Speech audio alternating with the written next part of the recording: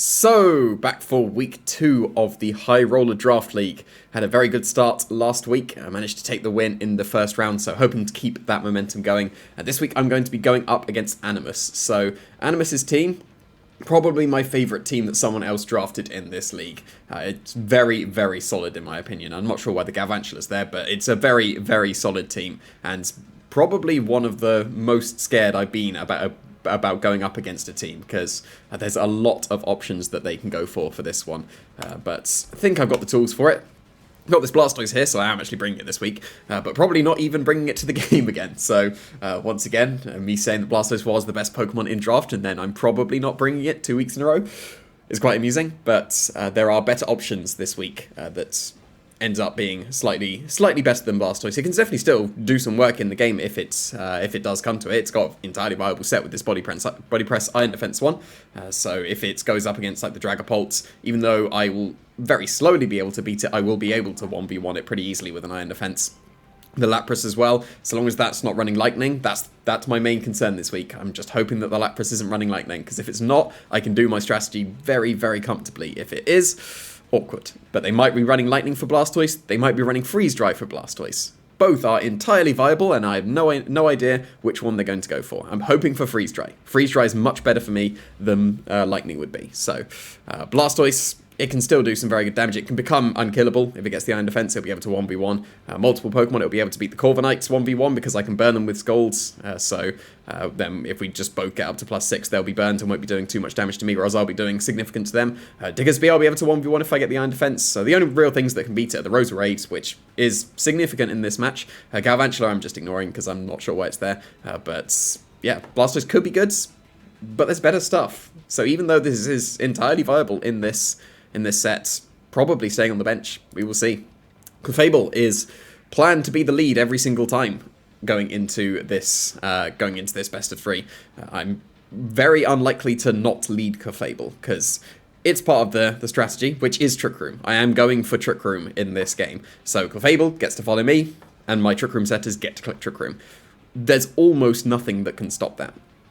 There's like double spread move, and if the double spread move is able to KO my Trick Room setter, then that potentially stops it. There's like Rock Slide that could come out from the Diggersby, and that could flinch me. But I'm not really seeing too many ways that if I click Follow Me Trick Room, then I don't get Trick Room. So that's what I'm going for. So got Room Service on there with Clefable to pair with the Exeggutor. So you can see there, I've got Gravity and Sing on this Clefable. This is a strategy that I definitely wanted to do at some point in the league, and I'm pleased that I get to do it even on week 2. I get to click Gravity with my Clefable, and spoilers, I get to click Sleep Powder with my Exeggutor. So outside of Trick Room, turn 1, I could go for Gravity, Sleep Powder immediately. Say if there's a Clefairy as a lead, I don't want to click Trick Room and Gravity while the Clefairy is still around, because then they'll just be able to potentially Sing me. We might not have Sing on the Clefairy. If they do, that's going to be a little bit awkward, and we'll just play some Sleep Wars, but it doesn't, that is much better for me. But with this Clefable, I can go for Gravity Sleep Powder on turn 1. I can go for Follow Me Trick Room on turn 1, and then with the Room Service, putting myself slower than my Alolan Exeggutor, I can still go for Gravity Sleep Powder on turn 2. So that's why the Room Service is there. It's so I can always Gravity Sleep Powder next to my Exeggutor in and out of Trick Room, which I think is going to be really cool, and hopefully be able to pull it off. This seems like an entirely viable week for me to be able to pull that off, because even if I can't, I can just click Follow Me Trick Room, and I'm still going to have a good time if I get into that Trick Room, because I've got a Pokemon that does underspeed their slowest Pokemon in the Clefairy, which is Copperajah. Copperajah is so good this week. Like, people in the High Roller Draft Discord were like saying bad things about this Copperajah when it's hopefully going to sweep this entire week.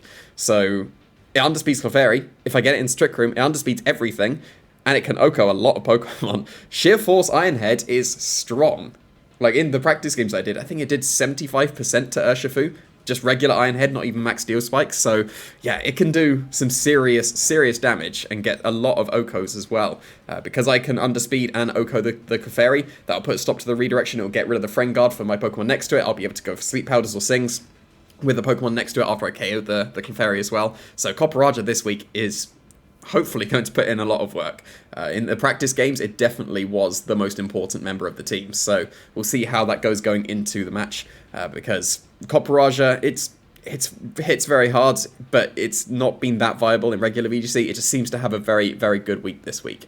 So I've got Iron Head and Heat Crash as the coverage moves. Heat Crash is for Corviknight, and Earth Power is for Turtonator, because everything else I can hit with Steel Spike. So I'm not too concerned about having high horsepower to get the Quake boost or anything. I prefer to have a 2-shot with Earth Power onto Turtonator, whereas high horsepower doesn't get the sheer force boost, it's hitting the higher defenses, they could iron defense as well. Earth Power gets around all of that and still 2-shots the Turtonator, so that's why I've got Earth Power there. I don't need high horsepower or Earthquake at all.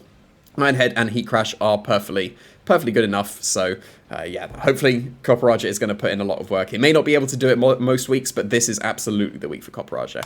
So you had a sneak peek of the Exeggutor here. It's got the Focus Sash, so I can guarantee Trick Room, question mark. Depends if they run something like Blizzard on the Lapras. If they run something like Dazzle Gleam on the Tapu Lele, they can get around my redirection.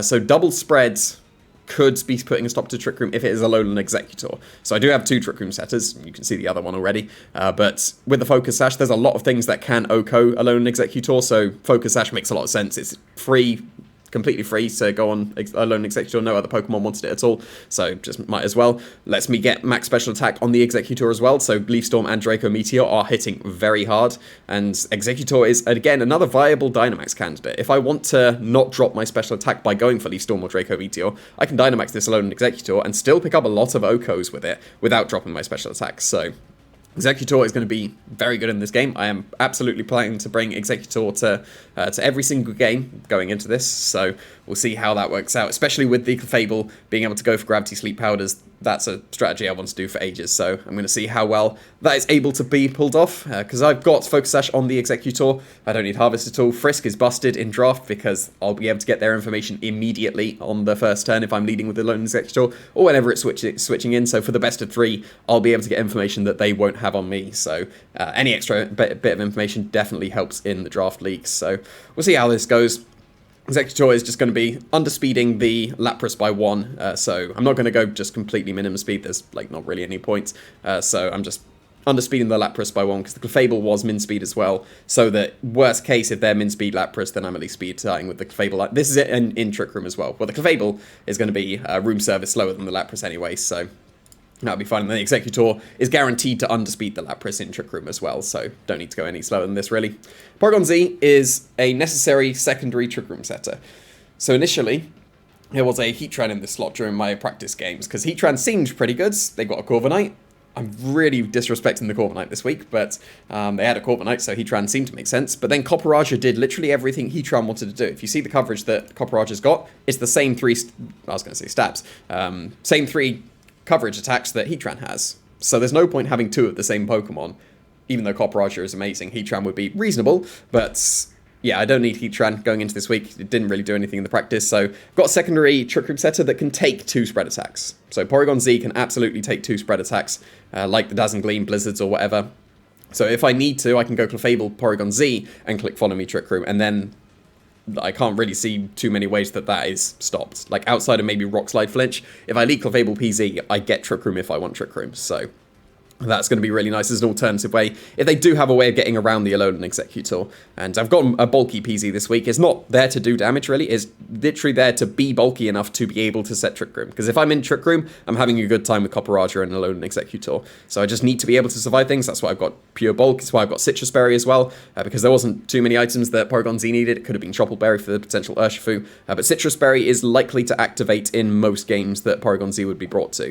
I was thinking about things like Psychic Seeds that could activate if they bring the Tapu Lele, but if they don't even bring the Tapu Lele to the game, that's a wasted item. So Citrus Berry should just activate on every single game, theoretically, or most games, supposedly, so bulky enough to maybe turn some things into 3 shots that would have been 2 shots onto PZ with that Citrus Berry as well.